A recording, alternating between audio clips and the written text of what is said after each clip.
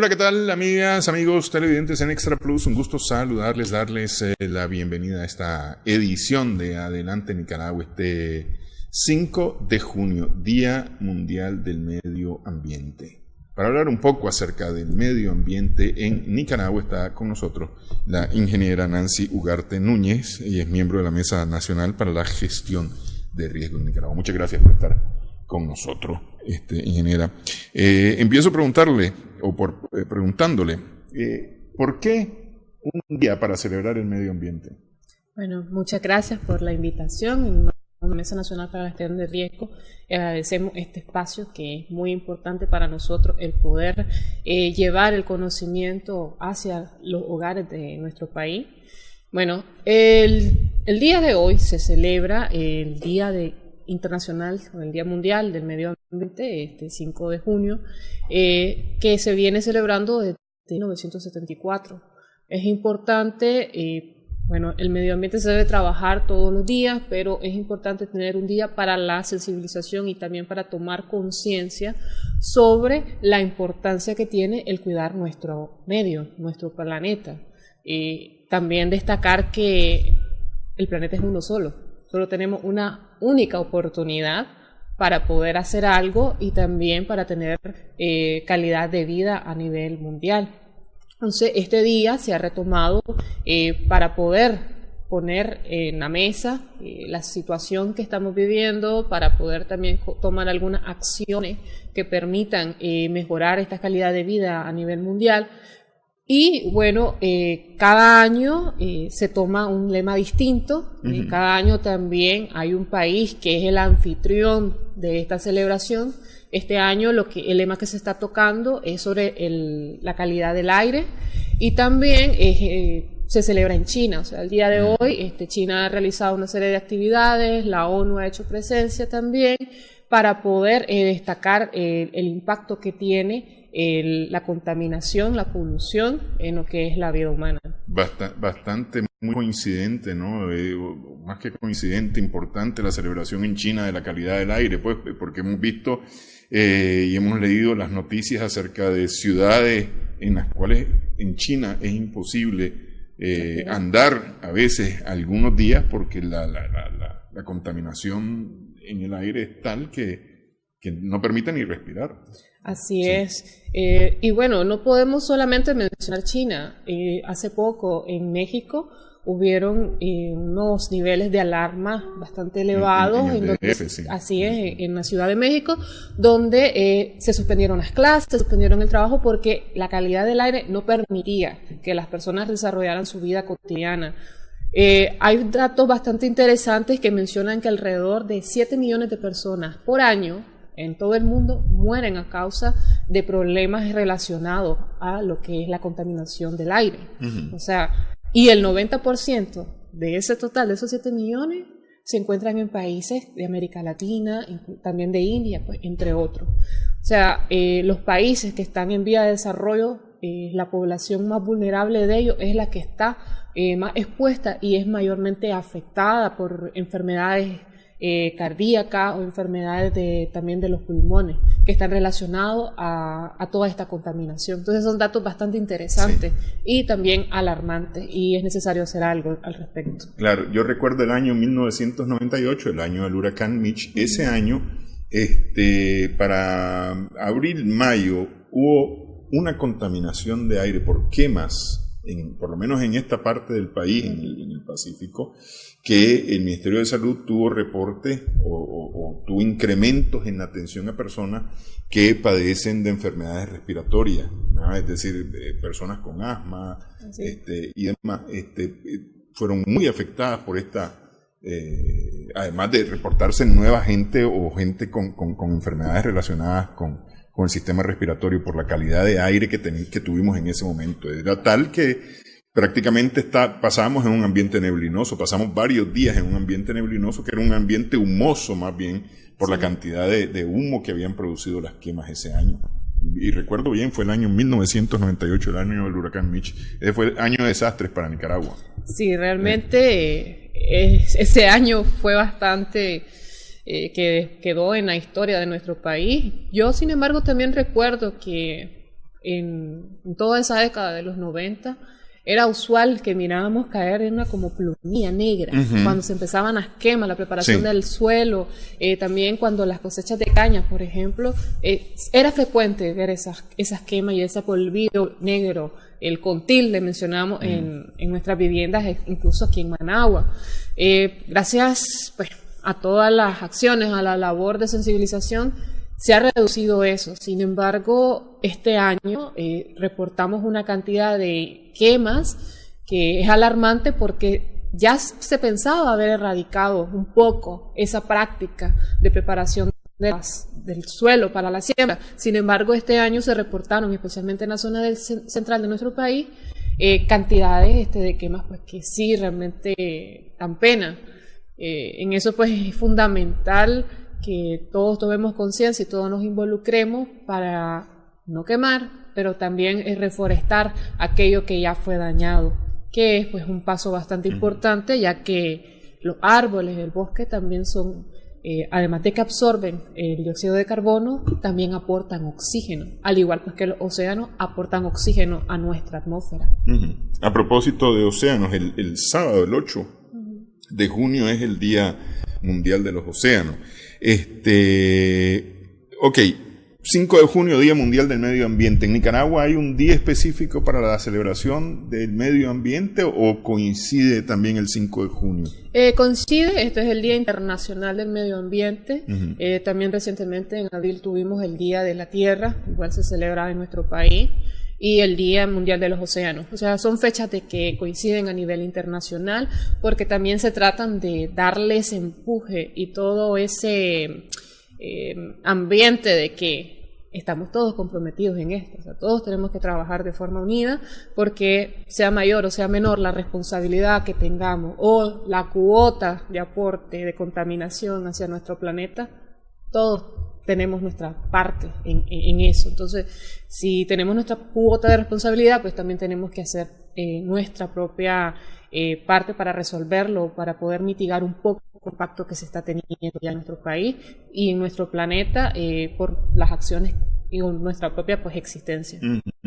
Justamente hemos conversado en ocasiones anteriores y este viernes vamos a hacerlo con el ingeniero del Castillo Pacheco, que habla de la contaminación del espacio, ¿no? De la basura espacial. Sí. Y tengo pensado preguntarle que si el ser humano es tan que ya al no poder contaminar más la tierra, tener tan contaminada la tierra, ya busco dónde echar basura también afuera, ¿no? Bueno, no son las mejores soluciones. Eso también acarrea problemas que a futuro no los estamos viendo, pero si nos remontamos a las experiencias que hemos tenido en nuestro planeta, no hablo solo de Nicaragua, sino en el mundo, cuando buscamos siempre un vertedero, bueno, nos soluciona el problema de la basura por un tiempo, pero a los años, cuidados, pues en menos de años, eso también puede repercutir en la propia salud de las personas y ocasionarnos mayores problemas. O sea, por ejemplo, la basura o donde dejamos que ir todas las aguas residuales, o sea, es todo un sistema que al final el ciclo vuelve hacia nosotros y nos genera otras situaciones que no las teníamos pues previstas. Sí, ok, vamos a hacer una pausa. Hablamos acerca del Día Mundial del Medio Ambiente, este año dedicado a la calidad del aire, justamente a propósito de la contaminación del aire. Hablamos sobre esto al regresar, qué es lo que se está haciendo en Nicaragua justamente para permitir calidad en el aire que respiramos.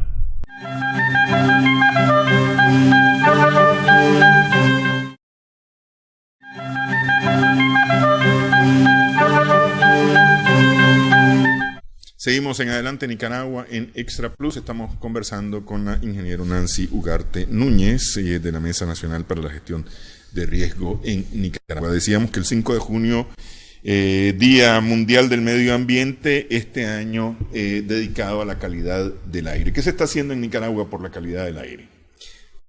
En nuestro país es importante destacar que tenemos reservas de biosfera que son un pulmón, vamos a llamarle un pulmón de nuestra región, también parte de América y del mundo.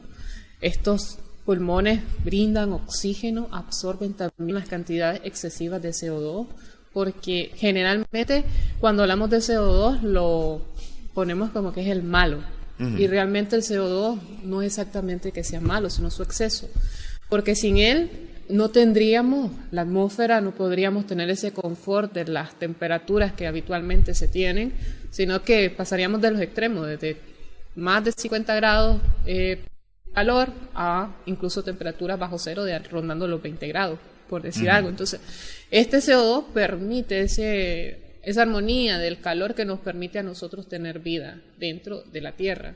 Pero con todas las actividades que se realizan, especialmente aquellas contaminantes de fábricas que generan electricidad a través de carbón o la energía a través de los fósiles, esto tiene un excedente que la Tierra pues no puede controlar. Entonces los árboles propician de que esa cantidad de CO2 excedente se pueda absorber de alguna manera. Sin embargo, pues cuando no lo cuidamos, cuando cortamos estos árboles, pues le estamos quitando la capacidad a nuestro planeta de poder seguir sobreviviendo y brindarnos pues un ambiente saludable para la vida. Actualmente en el país se ha desarrollado algunas campañas de reforestación que son muy importantes. Es también necesario que cada persona nicaragüense generalmente los nicaragüenses tenemos un pedacito aunque sea de patio. Entonces podemos sembrar un árbol, podemos dejar verde en lugar de baldosar. ¿Por qué? Porque además que el árbol puede, si es ejemplo un árbol frutal, como generalmente podemos ver que en la zona de lo que era el antiguo casco urbano de Managua, podemos ver que todavía tenemos árboles frutales, tenemos árboles de mango y también árboles de madera, frondoso. Eso también en nuestros hogares nos va a dar un ambiente más confortable, nos va a proteger del calor, pero también van a permitir de que esa cantidad de CO2 sea absorbida y que el agua de lluvia se pueda infiltrar, que es muy importante. No podemos separar lo que es cobertura boscosa, calidad de aire y también lo que es la recarga del agua de lluvia hacia las fuentes superficiales y también las subterráneas, porque todo está ligado, realmente, todo está ligado. Los árboles son vitales en esto y realmente son muy importantes para la subsistencia como raza, como nuestro planeta necesita realmente los árboles. Entonces, estas campañas de reforestación son muy importantes, las han realizado no solamente a nivel estatal, a nivel del gobierno, sino que también organizaciones de sociedad civil, incluso las universidades están llevando a cabo investigaciones y también campañas de reforestación, tanto en sus propias sedes como en las comunidades y de los barrios. Entonces, es importante que todo este esfuerzo se apropie toda la población pueda profundizar aún más. Ok, es que el tema, a ver, de repente como que podríamos no preocuparnos por la calidad del aire en Nicaragua, porque tenemos un aire relativamente sano, ¿no? Es decir, excepto en esos momentos de quemas, que es cuando vemos, pero, por ejemplo, los viajeros que vienen a Nicaragua pueden respirar aire limpio, a diferencia de otras ciudades en donde realmente se siente olores distintos a los que normalmente estamos nosotros acostumbrados. Sin embargo, tenemos una industria, poca, pero hay una industria. Está el tema de la generación de energía a través de combustibles fósiles, que de una u otra manera tiran al aire. Hay de alguna manera algunos otros contaminantes, por ejemplo los que hasta hace poco producían los aires acondicionados, los refrigerantes para los aires acondicionados, refrigeradoras y demás, que eran los que más preocupaban en cuanto al tema de contaminación del aire. En ese sentido, por ejemplo, ¿cómo hemos avanzado? Entiendo que el CFC está prohibido en Nicaragua, ¿no? Y no se está utilizando ya como tal. Así es. Hay algunos elementos que ya no se están utilizando porque no solamente están servidos a nivel de nuestro país, sino que a nivel mundial.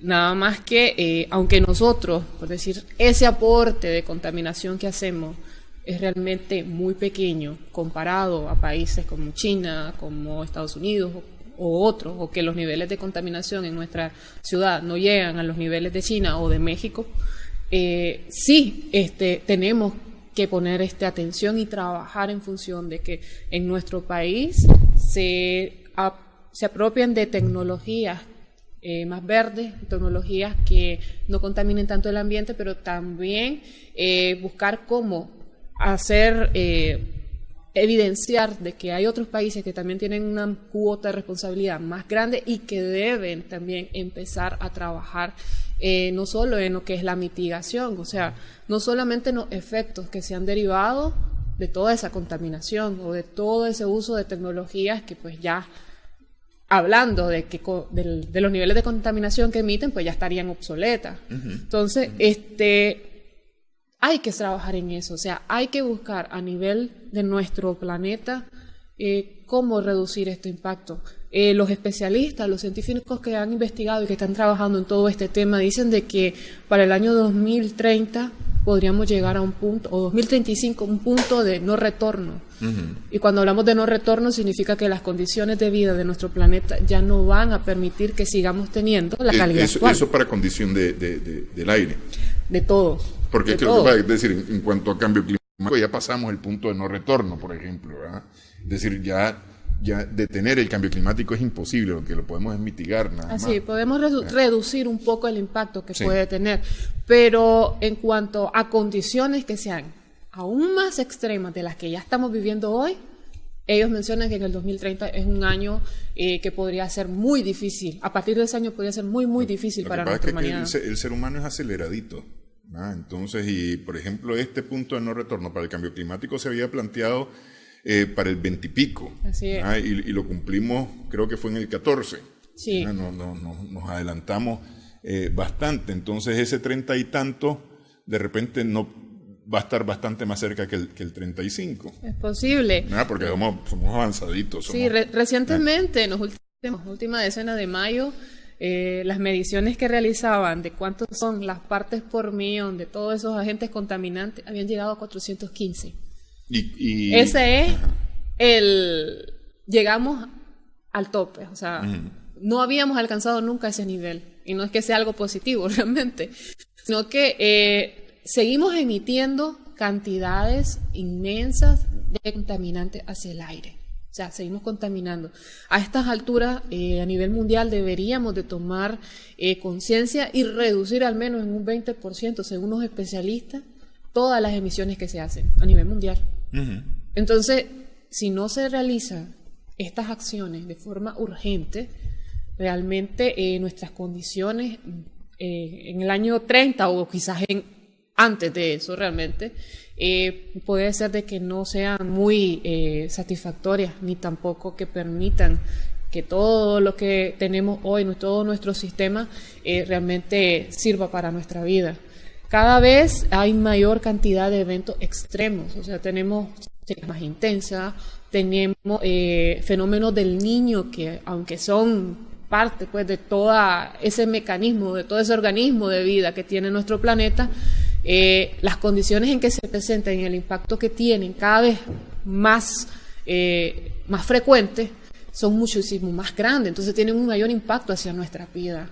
Por ejemplo, en el 2014 al 2016 fue un periodo que para Nicaragua en específico fue muy duro por la reducción de las lluvias. Bueno, en este momento tenemos una condición del fenómeno climático del Niño en condiciones débiles, que quizás no va a llegar a la misma intensidad de los años anteriores, pero que sí ya hay algunas afectaciones. Claro, siempre representa una amenaza. Así es. No sé si ustedes, como Mesa Nacional de Gestión de Riesgo, tienen números, tienen indicativos acerca de la emisión de gases de los vehículos automotores.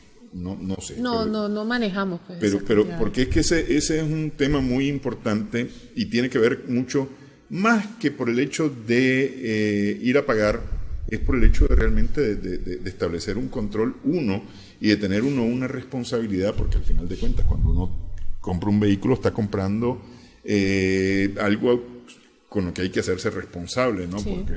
Porque puede incidir positivo o negativamente en nuestro alrededor. Y realmente la emisión de gases es para evitar emitir tantos contaminantes. Pero tiene además beneficios económicos para el propietario del vehículo, porque significa que su motor, si está adecuado, funciona mejor, gasta menos combustible, y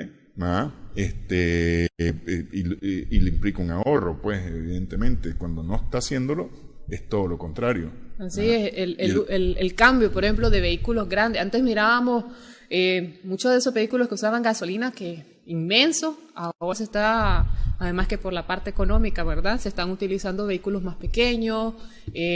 Aquí en Nicaragua todavía pues no he visto los vehículos eléctricos, pero en otros países ya se está cambiando de esos vehículos grandes, de esos que trabajan con combustibles fósiles, a utilizar vehículos eléctricos más pequeños, pero también es el uso eficiente de ellos. O sea, si vas a ir a un mismo lugar y otra persona va al mismo, pues váyanse en el mismo vehículo en lugar de ir de dos. Sí. Entonces, hay maneras que se pueden, que podemos dar nuestro propio aporte de manera personal que benefician realmente a reducir estos niveles de contaminación, que si bien en nuestro país son bastante bajos, sí emitimos pues una parte, un aporte, y deberíamos pues de tratar de reducirlo aún más.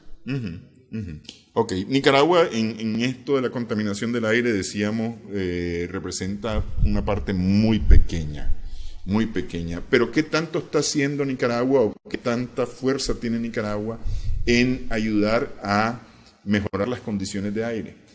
Bueno, como mencionaba, Nicaragua tiene diferentes coberturas boscosas, diferentes tipos de bosques. Tenemos los bosques de biosfera, es importante conservarlos, trabajar con ellos, preservarlos, y también sembrar más árboles. O sea, podemos aportar de esa manera. Nuestros vecinos del sur realmente han hecho una campaña para reforestar bastante buena, y eso pues a nivel de toda la región tiene un aporte. O sea, podemos aportar de esa manera. Tenemos bosque, tenemos nuestros recursos y podemos utilizarlos para el bien de toda la humanidad. Entonces, ese podría ser nuestro aporte. También, como mencionaba, impulsar más la responsabilidad que tienen otros países en cuanto a estas emisiones, y de esa forma pues tratar de mitigar un poco el impacto que se está teniendo ya en nuestro planeta. Pero lo estamos haciendo realmente, porque es decir, por ejemplo, yo he leído muchas quejas acerca de la explotación en las reservas que tenemos en Indio Maíz, en Bozaguás, por ejemplo, el avance de la frontera agrícola, el despale indiscriminado en algunas partes. Por ejemplo, me hablaban de la zona de amortiguamiento de Bozaguás, ha sido muy golpeada, por ejemplo. Sí, hay algunas, como mencionaba, denuncias sobre eso. Realmente es necesario poner muchísimo más ojo en eso, tal vez fortalecer lo que son las medidas que se están tomando para las personas que están explotando de manera ilegal. No solamente hablemos de que son nicaragüenses, en la zona del norte, por ejemplo, hay puntos ciegos donde entran estas personas de otros países, de Honduras, por ejemplo, y hacen la explotación de los bosques aquí. Entonces, ahí es necesario pues poner más, tanto de la parte del gobierno como también las personas que están viviendo en esas zonas, para que puedan poner las denuncias. O sea, si ves que alguien está sacando la madera de manera ilegal, buscar cómo poner la denuncia, tomar fotografías, tomar evidencia para que realmente las autoridades puedan hacer algo y se fortalezca ese control. Entonces, eso pues en parte se está haciendo. Lo que es la frontera agrícola sí ha crecido.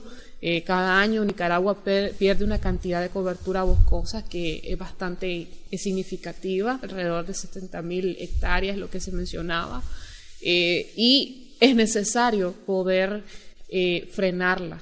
Realmente en eso intervendrían muchas organizaciones o ministerios de nuestro gobierno, de nuestro Estado, pero también la sociedad civil tiene un papel bastante importante en ello.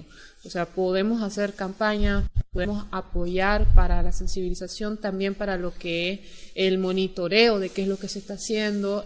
Las personas, tanto los pequeños como los grandes productores, pueden migrar de todas esas actividades que ya se venían desarrollando de hace años, que son tradicionales, y migrar a acciones que sean más ecológicas, que sean de mayor beneficio para el medio. O sea, podemos trabajar la tierra de mejor manera, podemos utilizar en lugar de los agroquímicos podemos utilizar tecnologías agroecológicas, podemos utilizar también desarrollar algunas acciones para proteger el suelo, porque también la erosión es un gran problema que está... No solamente causa el problema cuando viene la lluvia, sino que también a futuro esto va generando que estemos perdiendo la cobertura de minerales del suelo. Y claro, si hoy estoy produciendo, pero estoy desprotegiendo ese suelo, lo estoy quemando, lo estoy quitándole todo lo que es el bosque, me puede producir en este momento, pero en 1, 2 años, 3 años, ya no me va a servir, ya no me va a a de la misma manera. Claro, sí, que por eso es que la frontera agrícola avanza, porque es decir, aprovecha la riqueza que el está dejando en la tierra. Así es, pero sin embargo, en unos años, todo eso que se ha avanzado, todo eso que se ha perdido de cobertura boscosa y de recursos del suelo, eso tampoco ya no nos va a servir. Va a llegar un momento en que ya no vamos a tener nada. Entonces, hay algunas acciones que se están realizando a nivel de pequeños productores realmente, o de cooperativas de productores, que son beneficiosas. Están comprobados que son exitosas realmente, que la producción es mejor, que ellos mismos realizan su propio abono orgánico, con los mismos desechos de lo que sale de la producción anterior, de la cosecha anterior, ellos la reutilizan. Entonces, ellos van mejorando el suelo, esa capa rica que hay de minerales y de todos esos pequeños animalitos que son parte de la flora y también de la fauna del suelo y que benefician de forma positiva a lo que es la producción, están ahí, ellos la siguen trabajando, se va mejorando y también se recupera el suelo, que es muy importante. Ok, normalmente cuando hablamos del medio ambiente en días como el 5 de junio, hablamos de lo negativo, el medio ambiente está destruido de esta forma, tenemos estas contaminantes, siempre hablamos en el negativo. Sí. Vamos a cambiarla un poco el tono y vamos a hablar de lo positivo, de qué estamos haciendo en Nicaragua justamente para proteger nuestro medio ambiente. Hacemos pausa en esta edición de Adelante Nicaragua. Regresamos en breve.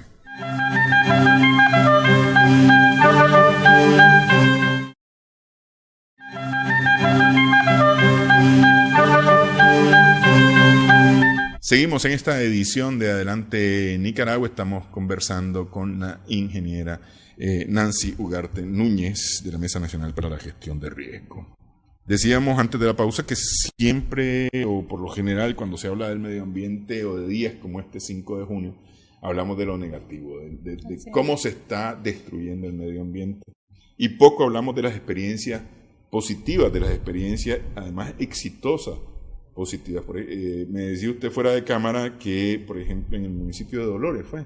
No, bueno, sí, en Dolores también hay algunas experiencias que nosotros ya hemos visitado, pero en el municipio, por ejemplo, de Carazo, en el departamento de Carazo, el municipio de La Conquista, y también en algunos otros municipios de nuestro país, en Occidente, en Chinandega, en Villanueva, por ejemplo, que es una zona muy, muy caliente, y en Somotillo, en el norte, en Condega, y en otras comunidades y también municipios del centro del país, en Matagalpa, por ejemplo, se están impulsando algunas acciones a nivel comunitario y a nivel también de lo que son las cooperativas en las comunidades, de pequeños productores y también de algunos medianos. Estas iniciativas es muy importante de transmitirlas, comunicarlas, porque realmente funcionan, o sea, sí están funcionando y están transformando la realidad de muchas familias, tanto al punto que se ha garantizado hasta ciertos niveles la seguridad alimentaria, o sea, los niveles de nutrición de esas familias que antes quizás solamente podían abastecerse de arroz, de frijoles y maíz, ahora han cambiado, ellos han diversificado su fuentes de alimentos, pero también sus ingresos familiares. Entonces, han tenido una mejora en su calidad de vida. Entre estas iniciativas, por ejemplo, teníamos una experiencia muy interesante en Carazo, en La Conquista, que es la que le mencionaba, donde por familia han cambiado su forma de gestionar el recurso hídrico, o sea, hacen cosechas de agua, y esa agua la utilizan para regar huertos familiares, o sea, ya tienen su tomate, tienen chiltomas, tienen hierbas que son medicinales, entre pues otras pequeñas plantitas de uso pues diario. Para el consumo familiar. Así, para el consumo familiar. Pero no solo eso, sino que también ellos tienen, por ejemplo, pececitos en eso. Cuando se habla de cosecha de agua, la puedes hacer incluso en unos pequeños canalitos o en unas piletas que se hacen pues con plástico, algunas las hacen de cemento. Pero como sabemos que tener agua acumulada puede generar larvas de mosquitos, entonces meten pececitos, que además los venden, y esos pececitos hacen el control biológico para que no tengan plagas de mosquitos. En vez de ocupar plaguicida. En lugar de utilizar plaguicida u otro químico para controlar el mosquito. Entonces, tienen ese control biológico. Entonces, esa agua la utilizan para el huerto, pero también la utilizan para la siembra de sus frijoles, su arroz, su maíz, incluso para siembran yuca y también para cítricos. Entonces, tienen naranjas en lugares que no había naranjas, que más bien se sorprenden otras personas, que esas familias tengan frutales porque no son zonas donde hayan frutales. Tienen también todo lo que son la variedad de musáceas, de plátano, de banano, del guineo cuadrado, todos esos tipos de árboles y de plantas, ellos las están cosechando que no lo hacían antes. Además de eso, ¿qué están haciendo? Bueno, tienen otra diversificación de sus ingresos en crianzas de pollo, crianzas de cerdo, tienen alguna pequeña vaquita o incluso peligüey, tienen ganado pequeño, que ellos lo utilizan pues para su propio consumo, para la venta, para diferentes cosas. Pero también hacen, que es muy, muy importante y es algo que hay que destacar, hacen monitoreo climático a nivel comunitario.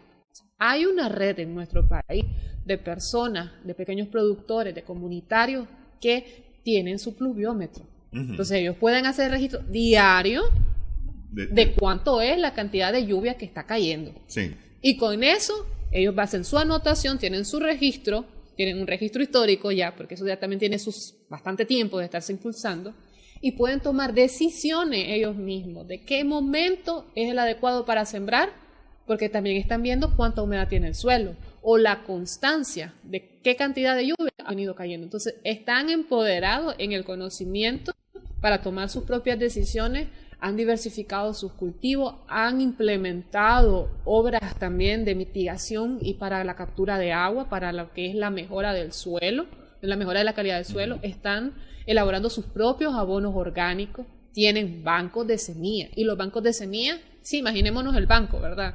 Tenemos nuestras semillas, hacemos la selección de cuál es la mejor, cuál es la más hermosa, cuál es la que resiste a los diferentes escenarios que estamos teniendo de o que cae el montón de agua en poco periodo de tiempo o que realmente no está lloviendo. Entonces ellos pueden seleccionar las semillas considerando todos esos escenarios y entonces, y claro, como tienen la ventaja que están haciendo el monitoreo climático, ellos pueden decidir qué semilla van a usar, cuándo van a sembrar, cuándo la van a cosechar. Pueden también esa información brindarla a las autoridades, a las personas que están trabajando también en las organizaciones para que tengamos un mejor control, o sea, entre todo ese trabajo, porque imagínense, una red que está en todo el país de pequeños productores es muchísimo más amplia que cualquiera que pueda tener una sola organización o un solo ministerio o institución como sería el INETER en este caso. Entonces, todas estas personas abonando a eso, a sus gobiernos locales, a sus comunidades principalmente, esas son las buenas prácticas que se tienen que empezar a reproducir en todo el país. Y es importante y también es grato saber que no son tan poquitos, realmente es una red bastante amplia. Y si sumamos que hay una red también de los comités de agua potable en nuestro país que tienen alrededor de 5.000 pequeños comités que manejan el recurso hídrico, y que son alrededor de 1 millón de personas las que se abastecen con ellos. Ellos están también trabajando en estas redes, ellos también están trabajando en este monitoreo que se está haciendo de cuáles son los efectos del fenómeno climático del Niño. Ellos también dan un seguimiento a las acciones que realizan las diferentes organizaciones y también el Estado. Entonces, es importante porque empezamos a ver esa articulación, ese trabajo que no es tan visible, pero que se está haciendo. O sea, se está haciendo de manera junta, en algunos lugares ya está más desarrollado, ya se ha profundizado un poco más, en otros apenas está la experiencia como transmitiéndose, ¿verdad? Incipiente. Puede ser incipiente, pero por lo menos ya sembramos la semillita, está ahí la semillita de lo que se puede hacer. Y si todos tomamos esos niveles de conciencia, si todos nos involucramos, podemos tener por lo menos una mejor esperanza de lo que viene. Por lo menos a nivel de nuestro país, sabemos de que algo se está haciendo, que se están dando pasos para poder mitigar un poco el impacto que se tiene y el que se pueda tener. O sea, no podemos frenar que vamos a seguir teniendo huracanes, que vamos a seguir teniendo terremotos, pero sí podemos tomar acciones que mejoren o que construyan resiliencia comunitaria, es decir, que le dé esa fortaleza a las comunidades, a nuestra población, para que resista lo que se pueda ante el impacto de estos fenómenos, pero que también pueda reponerse una vez que estos pasen. O sea, ¿cómo podemos nosotros realmente hacernos más fuertes? ¿Cómo podemos reducir todas esas vulnerabilidades que se tienen? Entonces, la manera es hacerla de manera conjunta. Y este accionar que se viene haciendo desde hace bastantes años, pues ha brindado ya su fruto a nivel de algunas familias que hemos podido nosotros visitar realmente, que hemos visto en el campo, de las que yo puedo dar fe, se está haciendo esto realmente y funciona. Y también trae el beneficio que a futuro vamos a tener un suelo que vamos a seguir produciendo, al contrario de aquellos que todavía siguen usando agroquímicos. Entonces, las personas que están usando abonos ecológicos y que están poniendo en práctica todas estas acciones que han sido exitosas para ellos, realmente tienen la esperanza de que en unos años ellos van a poder seguir teniendo ciertos niveles de calidad de vida. Okay. Hay dos niveles, digamos, el nivel familiar y el nivel productivo como tal, ¿no? Uh-huh. Mucha gente logra implementar a nivel familiar, pero no implementa a nivel productivo, es decir, de sus parcelas en donde está sembrando, y sigue ocupando el agroquímico en la parcela. Hay gente que sí está aplicando tanto en uno como en otro ámbito, ¿no? Están las llamadas buenas prácticas agrícolas, que es parte de las prácticas agroecológicas, uh-huh. En las que el uso del agroquímico no... es decir, se continúa utilizando el agroquímico, pero ya de una manera mucho más racional. Ya no es vamos a fumigar todo no, sino que de manera muy puntual, y además se utiliza, la persona tiene un lugar muy importante en la producción. Okay. Yo he visto experiencias de buenas prácticas agrícolas y he visto que estos productores, en vez de ampliar sus zonas de producción, han intensificado la producción en donde ya han tenido cultivos, ¿no? Justamente utilizando los abonos orgánicos y demás. Estas buenas prácticas agrícolas y las prácticas agroecológicas son distintas de alguna manera a la práctica orgánica, o la práctica orgánica es parte de. Sin embargo, en Nicaragua la parte orgánica no pegó mucho, no ha pegado mucho, porque principalmente el tema mercado no lo paga. En Nicaragua el producto orgánico no se paga, es decir, el café orgánico se pagan los mismos $90, $95 el quintal que un café no orgánico. No hay esos mercados. Entonces muchos se han ido a las buenas prácticas agrícolas o a las prácticas agroecológicas. ¿Han logrado valorar ustedes, tal vez no cuantitativa, pero sí cualitativamente, cuál ha sido el impacto de esto, por ejemplo, en los bosques alrededor de estas comunidades? Bueno, sí, se ha podido observar de que las personas, y hablo también de cooperativas de que tienen hasta 20 manzanas de producción, o sea, esa era la cantidad extensa, no es solamente productores que tienen una manzana, sino que tienen pues algunas extensiones que son bastante considerables. Ellos hacen, se ha visto un beneficio hacia los bosques, porque los tratan de preservar.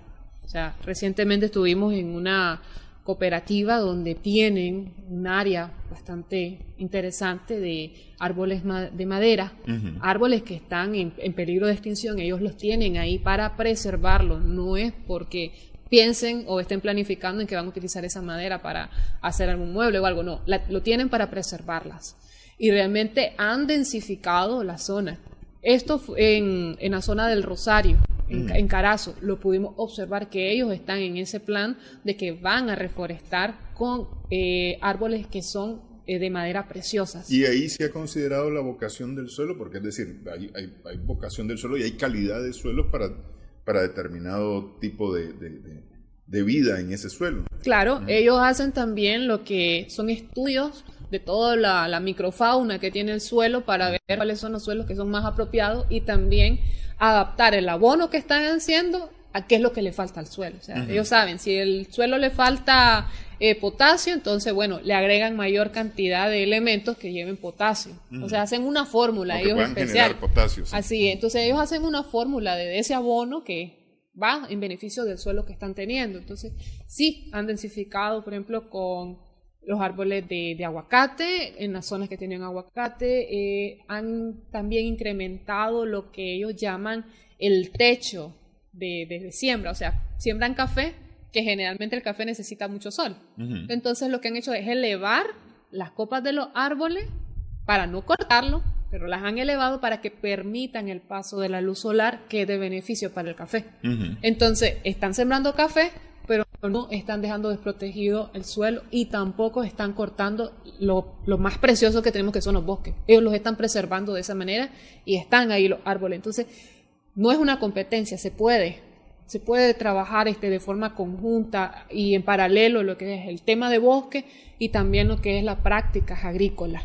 Entonces, por eso es que se menciona todo agroforestal, agroecológico, porque se trata de reducir al mínimo el impacto que tiene nuestra actividad agrícola en el suelo y también en todo el hábitat que se tiene. Entonces, sí hay una, por lo menos hablando cualitativamente, hay una mejoría, hay una acción de preservación. Se ha visto también que se ha densificado, incluso uno va y el ambiente que se siente en ese tipo de fincas es completamente diferente. O sea, es distinto, es más fresco. Ellos hacen toda una serie de acciones para preservar las fuentes hídricas, para preservar también el recurso de bosque, para que su producción mejore. Incluso ellos mencionaban de que, bueno, si utilizaban el agroquímico, está bien, mataban todo lo que tenían que matar, las bacterias, mataban todas las plagas, también mataban la microfauna del suelo, pero la producción era menor a la que están teniendo ahora con el uso de abono orgánico y de todas estas otras acciones que ellos están realizando. O sea, ha mejorado. Entonces, el producto mejora, tiene muchas más vitaminas que también son de beneficio para la persona que al final compra ese producto. Sí. Algunas veces, como usted mencionaba, pensamos de que cuando está la palabra de agroecológica o orgánico de por medio, tiene que elevar el precio.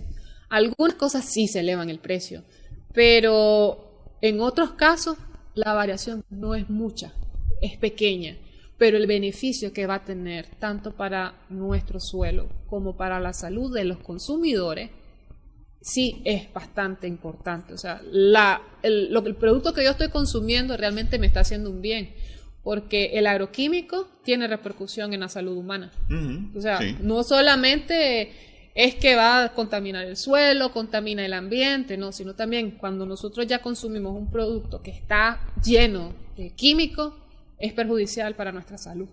Claro. Entonces, la parte del trabajo ecológico y todo ese cuidado realmente es en las dos vías importantes, tanto para el ambiente, también para el ingreso de la persona que lo está realizando, esa práctica, como para el consumidor final. Sí. Ok, vamos a hacer una última pausa en esta edición de Adelante Nicaragua.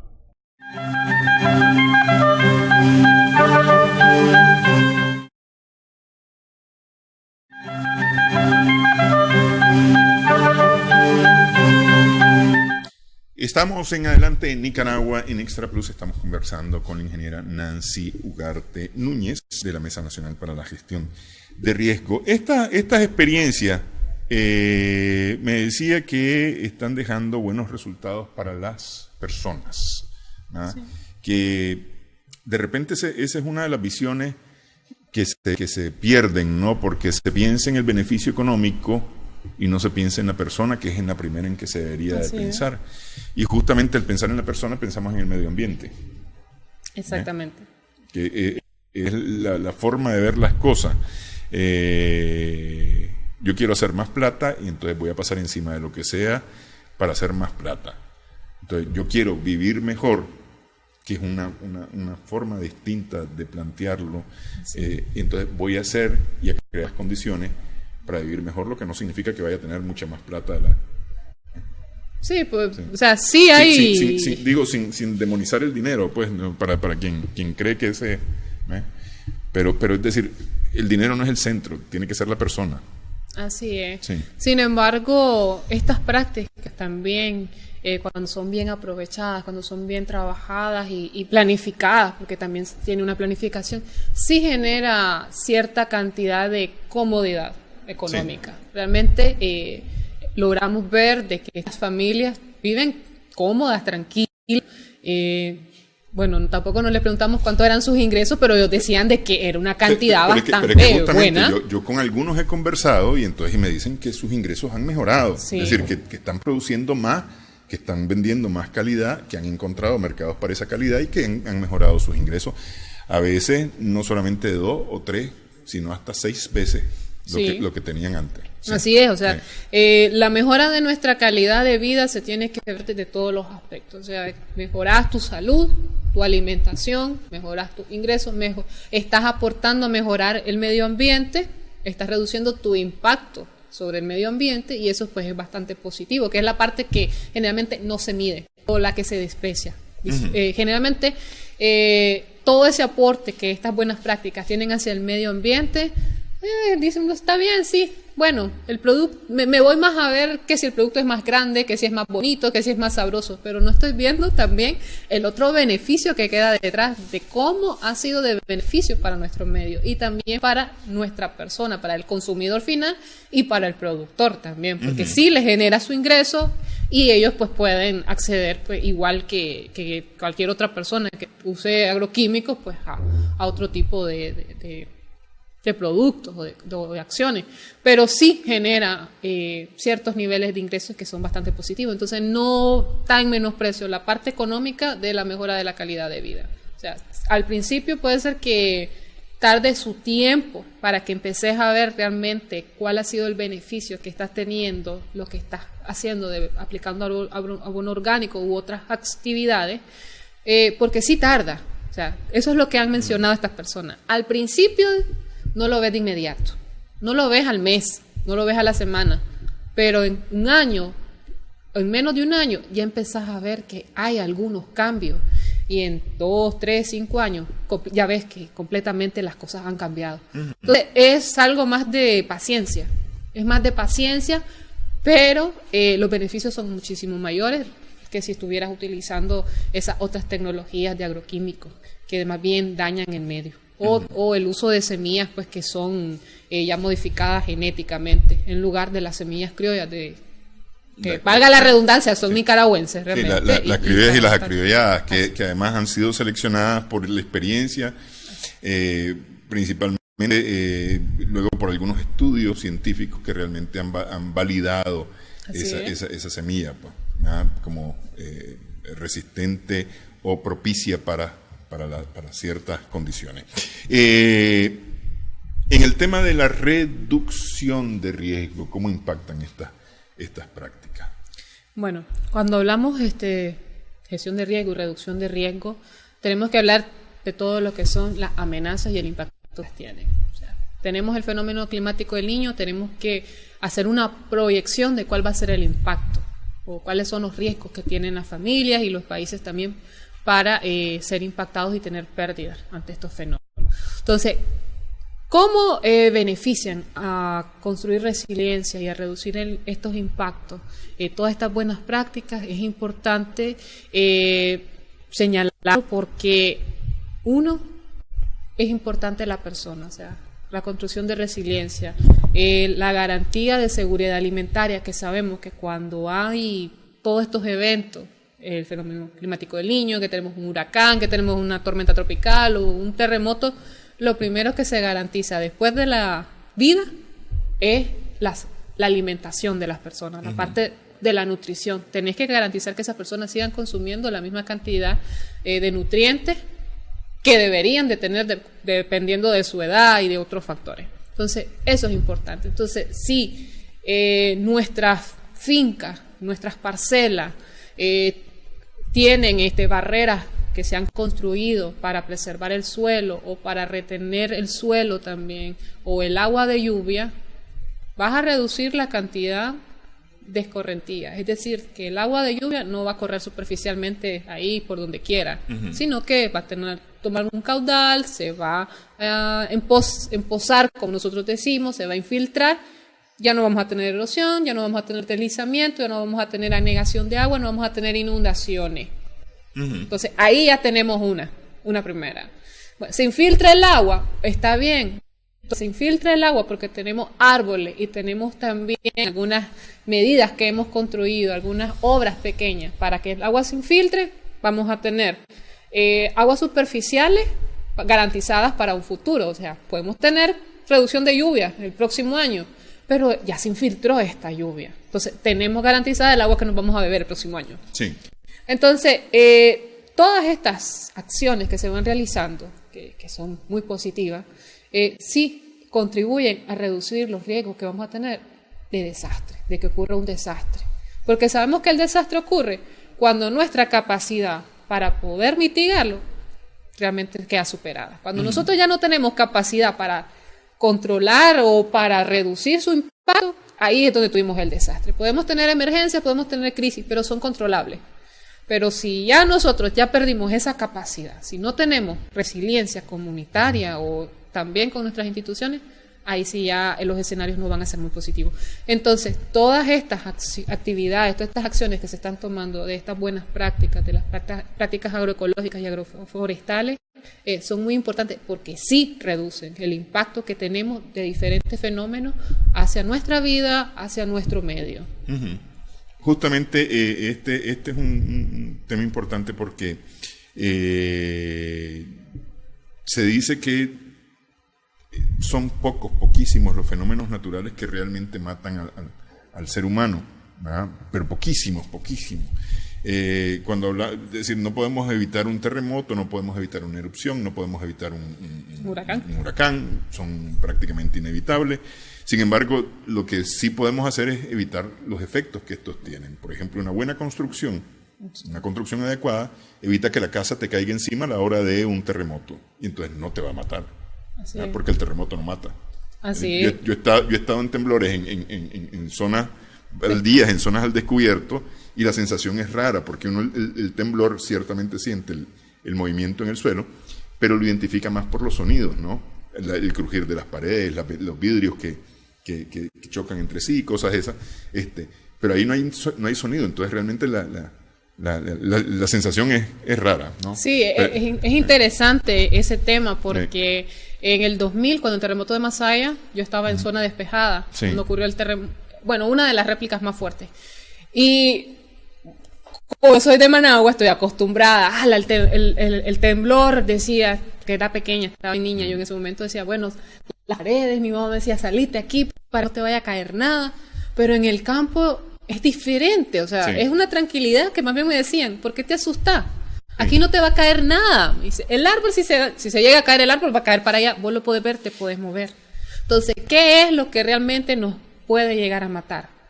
Es nuestra mala planeación, nuestras malas acciones. O sea, si construimos mal o con materiales inadecuados, ya sabemos, puede haber un terremoto y nos puede caer encima. Disparamos y vamos a tener una correntada, por lo menos, que nos va a pasar. O un deslizamiento. Un deslizamiento si estamos hablando de unas pendientes. Entonces, si nosotros realmente hacemos las cosas de manera planificada y a como se deben de hacer, por lo menos el impacto que podríamos tener lo vamos a reducir. Entonces es muy importante trabajar en lo que es la reducción de las vulnerabilidades que construimos nosotros mayormente, los seres humanos, y de esa forma reducimos el impacto. Sí.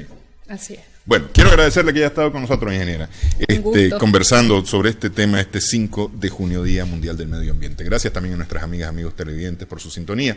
Esperamos que el programa haya sido de provecho para usted.